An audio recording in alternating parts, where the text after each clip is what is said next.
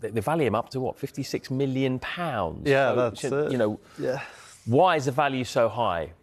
What's the attraction? Well, first of all, Jeremy Jacquet, Ligue 1, plays for Reims, and, he has been monitored by the biggest clubs in Europe.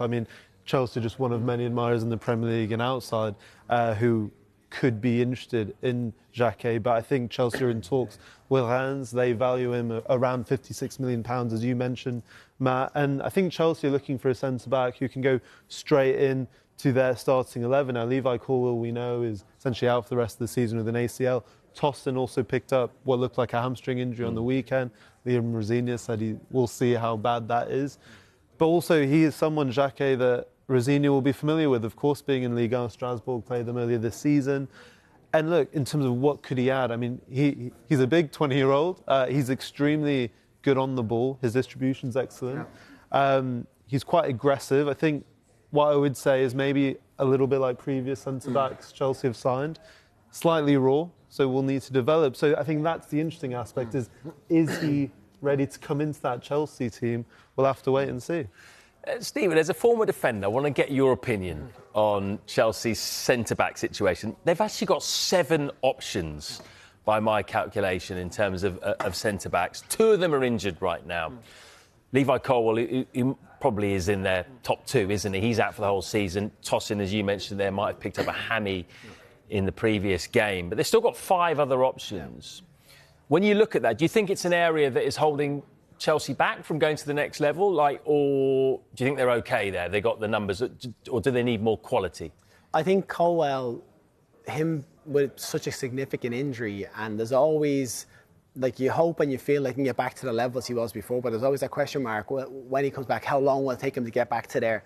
So replacing someone like that I think is important, that you have someone come in that is going to be able to steady that ship and be that solid partnership, whoever you want to build. But they've invested in their centre backs, but obviously not probably as heavily as they have in other areas. And I feel that Chelsea have spent so much in the forward areas. You just think they've just thrown money at those players. That have they neglected it slightly in those areas? Have they brought in the highest calibre of defenders that they want? When you look at Reece James and think of how good he is and how important he is if he plays midfield or right back, centre back pairings.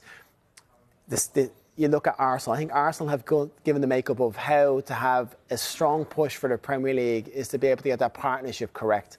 And those two have kind of given a bit of a blueprint so we can have all the attacking threat in the world, but if we don't have these two that are pinning everything together, it's not going to be solid. So Chelsea are probably thinking we need to go and invest in that area. And you can see some of the defenders they've signed there since Cole came into the club.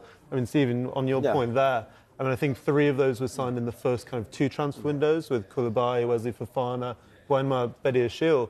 But as you mentioned, a lot of those aren't maybe starting centre-backs in the Premier League outside of that. And when you look at where Chelsea have spent their money in terms of relevance to different areas of the pitch, you can look at the average per signing when you look at the players signed, let's say the fullbacks out of that, it does point a little bit to your point that they have underinvested in that area of the pitch. And, I know speaking to different clubs that a lot of the sports science suggests if you invest in your attacking areas, you're more likely to go up the table and show quicker development.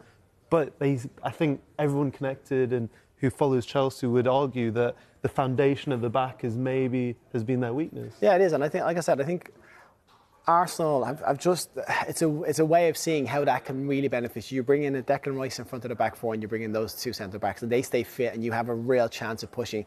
And then those forward players have a bit more freedom to go and play. I think what's interesting with Chelsea is I think Palmer come in, who's so influential. I don't think anybody when he signed would have thought he was going to have the influence he has on that side. So if you get a centre-back that can come in and have a similar sort of importance to that role, if it's this young lad that comes in and can come in straight away and be someone that's kind of pivotal, that's huge. But Chelsea, I just think they're 1 or 2 players away from being very, very complete.